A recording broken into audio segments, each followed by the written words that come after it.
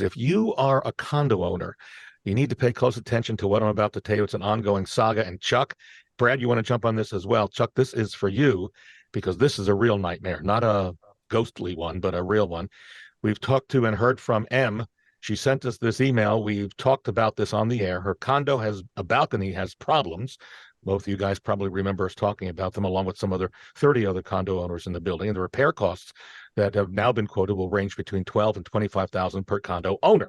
The condo association wants M and the other condo owners to pay the money up front. Chuck, this is where we come to you.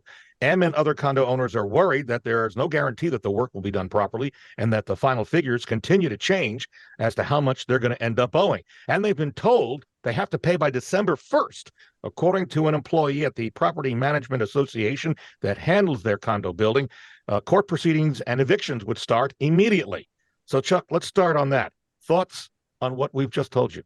Well, when you go into a condo, you agree to live by the rules and regulations. And those rules and regulations do indicate that if there are capital improvements that need to be made, all the owners will share in it. The same way as if your own house, had a bad roof, you would have to pay for that bad roof. This is just spread out over, more people, but it is ultimately going to be the responsibility of the co-owners of the property to pay for that.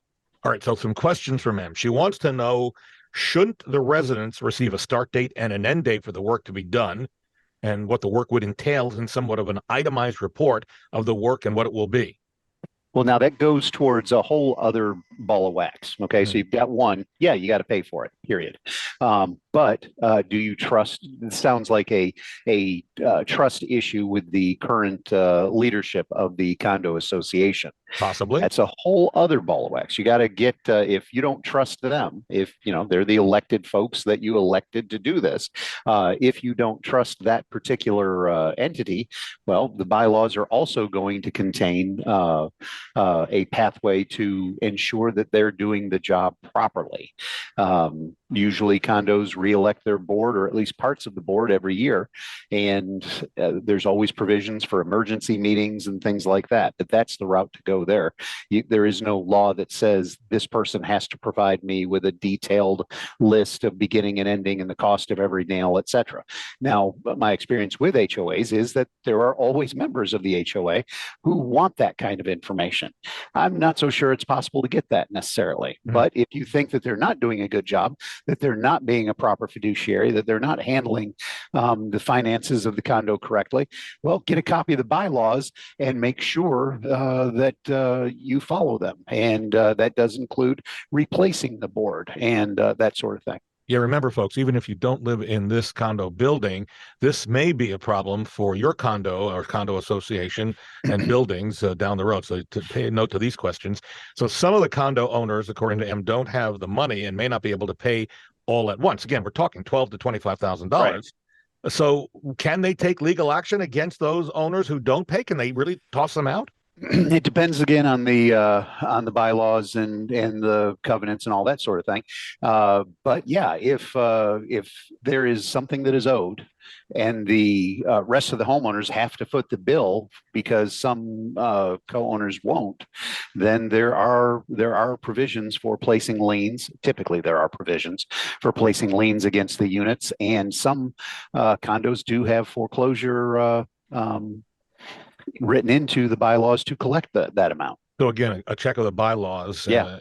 And I can't really say specifics because I don't know the specific HOA here. Yeah, right. But there's not one legal form that all HOAs use. They frequently have similar provisions, and those provisions will frequently provide for liens. And if you don't, satisfy the liens, the interest's generally pretty high. And some will have provisions where you can foreclose on the unit to collect that money.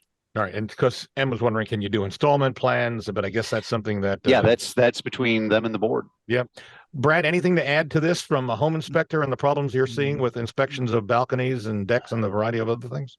No, I think the challenge for any building like that has multiples of balconies, whether they're trying to do a conversion all at once or they're doing them on an as-needed basis. Because all at once in this case. Yeah, and that's probably more for the aesthetics than it is for the structural needs of the building. But yeah, I know that one of the ongoing challenges is always, if you only get one opinion on this versus getting multiple, contractors involved and taking a look to see what other options are available. I know a few months has gone by since that first question came up, so maybe they've already gone through that process. But yeah, that would be my only thing. It's just, what is the phasing of these the reconstruction?